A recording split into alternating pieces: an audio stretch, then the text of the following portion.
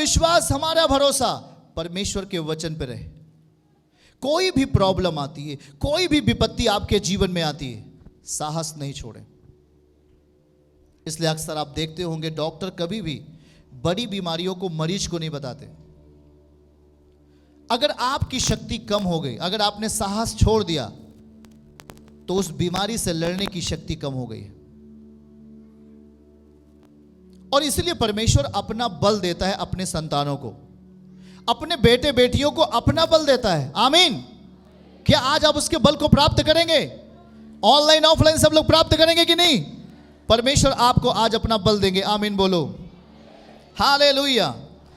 देखिए परमेश्वर आपके जीवन में क्या करना चाहता है। भजन 34 अध्याय और उसका 17 पद हमारे साथ पढ़िए। भजन 34 उसके 17 में वचन क्या कहता है? आज वो आपको उस समस्याओं से, उन कठिनाइयों से आपको छुड़ाएगा प्रभु, जब हम उसकी बातों को ध्यान से सुनेंगे। बाइबल कहती है धर्मी दुहाई देता है, मतलब धर्मी प्रार्थना करेगा और परमेश्वर उसकी प्रार्थना को सुनेगा और उनको सब विपत्तियों से छुड़ाता है। आमीन तेजी के साथ हाथ उठा के बोलो, हम सब विपत्तियों से छूट जाएंगे यीशु के नाम में। आमीन। धर्मी दुहाई देगा। आज यही है, आज आपके लिए प्रार्थना होगी बीमारियों से छूटने की। आमीन बोलो। जिस बीमारी ने आपके साहस को कम कर दिया है, जिस बीमारी ने आपके शक्ति को चुरा लिया है, आज वही समस्या और वही बीमारी आज धर्मी की दुहाई देने के बाद, धर्मी जन की प्रार्थना के बाद आप हर कठिनाइयों से बचने वाले हो यीशु मसीह के नाम से। आमीन। परमेश्वर के प्रिय लोगों, इस बात को ध्यान से सुनिए। हमारे जीवन में केवल बीमारियां ही नहीं, बल्कि बहुत सारी चीजें ऐसी आती हैं जिसके हम अधीन तुरंत हो जाते हैं। कोई भी बुराई आती है, हम उसके अधीन हो जाते हैं। कोई गुनाह की आत्माएं आती हैं, पाप की आत्माएं आती हैं और हम उसके अधीन हो जाते हैं। हम समझौता कर लेते हैं गंदगियों से, हम समझौता कर लेते हैं उन बुराइयों से। आप इतना ख्याल करें कि शैतान आपके सामने बुराई की चीजें लेके आता है, क्योंकि उसको पता है कि आप मसीह के साथ हो लियो। और जब आप यीशु के साथ हो लोगे, तो शैतान कभी नहीं चाहेगा कि आप उद्धार पाओ। शैतान कभी नहीं चाहेगा कि आप चंगे हो जाओ। वो आपको अपना नियम बताएगा, वो आपको अपना उल्टी बातें आपको सिखाने का प्रयास करेगा। और इसलिए देखो ध्यान से, वचन कहता है कि धर्मी जब दुहाई देगा तब आप विपत्ति से छूट जाओगे। आमीन बोलो। छूटने की जगह उसकी महिमा का स्थान है। बोलिए, छूटने की जगह, चंगाई पाने की जगह उसकी महिमा की जगह है। वचन कहता है भजन 122 अध्याय पहली आयत, और कहता है, दाऊद कहता है कि जब मैं परमेश्वर के भवन में प्रवेश करूंगा तब मैं आनंदित हो जाऊंगा। आमीन। परमेश्वर का जो भवन है वो एक महिमा का स्थान है। हालेलुया। देखो, बहुत सारे लोग जब चर्च नहीं आए तो आज उनकी स्थिति बहुत बेहद खराब है। ऑनलाइन रहना ठीक है, पर यह मैं कहता हूं कि ऑनलाइन उस समय घर का कोई और मेंबर रहे, आप चर्च में रहें। ऑनलाइन जब आप जिस समय आते तो हमको नहीं लगता कि पूरा परिवार आता है। अगर आप परिवार में 10 लोग हैं तो कम से कम आप कुछ लोग जो चर्च आ रहे हैं, कुछ लोग नहीं आ रहे, वो ऑनलाइन देखें। इस बात को समझिएगा, हम क्या समझाना चाह रहे हैं आपको।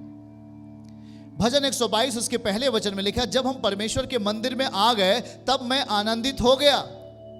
इसका मतलब हम उसकी उपस्थिति में आ गए, और जब हम उसकी उपस्थिति में आते हैं तो परमेश्वर भजन 29 अध्याय 11 पद कहता है कि मैं तुझे अपना बल दूंगा। आमीन। अपनी महिमा के स्थान पे वो आपको अपना बल देगा और अपनी शांति की आशीष देगा, और आपको हर उन बुराइयों को, जैसे लोभ एक इंसान के जीवन में आया और उसने कहा मैं अब मैं बखारियों को और बड़ा बनाऊंगा, अब मैं अपने प्राणों से कहूंगा खा पियो चैन से रह, पर उसे पता नहीं कि अगली रात में वो मरने वाला है।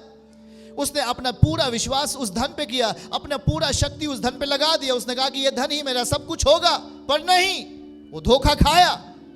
उसका विश्वास अन्य को पैदा करने वाले परमेश्वर के ऊपर नहीं था, उसका विश्वास उस सर्वशक्तिमान के ऊपर नहीं रहा। परमेश्वर के जनों, मैं आपको एक बात कहता हूं, अगर आपके पास धन नहीं है पर यदि आप ईमानदारी का जीवन जीते हो, परमेश्वर के साथ सच्चाई का जीवन जीते हो, तो इतना सोच लो, आपके पास धन भी आएगा, अच्छा स्वास्थ्य भी आएगा। यीशु के नाम में रिसीव करो इस बात को। हालेलुया। अगर आपने अपने मानसिकताओं को सही नहीं किया, आपने अपना पूर्ण विश्वास मसीह के ऊपर नहीं रखा है, और आप दाएं भी रहते हैं, बाएं भी रहते हैं, गुनाह भी करते हैं, पाप भी करते हैं, चोरी भी करते हैं, और तमाम प्रकार के गुनाह करते हैं, और फिर मसीह से आप कुछ पाना चाहते हैं, आपके लिए कोई आशीष नहीं है। पर इतना सोच लो, आप जब संपूर्ण मन से परमेश्वर के साथ हो लोगे, तो वो भी संपूर्ण प्रगटीकरण के साथ आपके साथ दिखाई देगा। आमीन बोलो। वो भी अपने आप को पूर्ण रूप से आपके सामने प्रकट करेगा। आमीन। हाँ, वो प्रकट करेगा पूर्ण रूप से आपके लिए। ये नहीं कहना मेरे पास बहुत धन है, मेरे पास बहुत बड़ी पावर है, मैं सब कुछ कर सकता हूं। नहीं, इंसान कुछ भी नहीं है, एक छाया की नाई है। वो भी है कुछ देर बाद नहीं, पर परमेश्वर की इच्छा हमारा बल बन जाएगा, परमेश्वर की इच्छा हमारी ताकत बन जाएगी। आमीन। और जब हम उसके बल को अपने जीवन में आने देंगे, जब उसकी इच्छाओं को अपने जीवन में आने देंगे, परमेश्वर की इच्छा जैसी हमारे जीवन में आएगी, वो हमारा बल बन जाएगा। हम जैसी उसकी इच्छाओं को अपने जीवन में पूरी करेंगे, वो हमारा बल बन जाएगा। बहुत सारे लोगों ने प्रार्थना करना बंद कर दिया, वचन को सीखना बंद कर दिया, चर्च आना बंद कर दिया। आज वो शैतान के हाथ में है, आज वो बुराई के हाथ में है। उनका भविष्य क्या होगा? ध्यान से सुनो। लेकिन जब हम वचनों को सीखते हैं और परमेश्वर के वचनों को जब हम पढ़ना शुरू करते, तो इतना सोच लो, आपके जीवन का और आपका भविष्य यीशु मसीह होगा। आमीन बोलो। वही यीशु मसीह जिसने आपके पापों को लेकर सलीब पे चढ़ गया, और लोग ठट्ठा कर रहे थे, लोग मजाक कर रहे थे, लोग हंसी कर रहे थे, पर उसका भविष्य क्या था? उसने उस मृत्यु को आज सोचो, वो मृत्यु को लिया, मृत्यु को हरा दिया, मृत्यु को लिया, पर मृत्यु को क्या कर दिया? उसने हरा दिया। इतना सोच लो। अगर समस्याएं आपके जीवन में आती हैं, दुर्बलताएं आपके जीवन में आती हैं, तो आपके साहस को कम नहीं करना है। साहस को कम मत करो। अगर आपने हिम्मत कम कर दिया, तो आपका ऊपर वो जो बीमारी का बल है और तेजी से काम करने लगता है। इसलिए विपत्ति के समय साहस कम नहीं होना चाहिए। आपके जीवन में जो कुछ भी समस्याएं आती है, जो कुछ भी होना बाकी है, उसका वेट करो, इंतजार करो, धीरज धरो। परमेश्वर काम करने जा रहा है आपके लिए, यीशु मसीह के नाम में। आमीन बोलो। और जब प्रभु काम करता है, तो आपके बल की जरूरत नहीं है, आपके बल की जरूरत नहीं है, आपके सपोर्ट की जरूरत नहीं है। आप अगली सुबह उठोगे, आपका काम पूरा हुआ रहेगा। यीशु के नाम में आमीन बोलें। चर्च की सभी प्रार्थनाओं को और परमेश्वर के दास के द्वारा टीचिंग सुनने के लिए और अपडेट्स को जानने के लिए हमारे इस चैनल को सब्सक्राइब करें और साथ में बेल आइकन को दबाएं, ताकि जब भी लाइव प्रार्थना हो तो सबसे पहले आप देख सकें।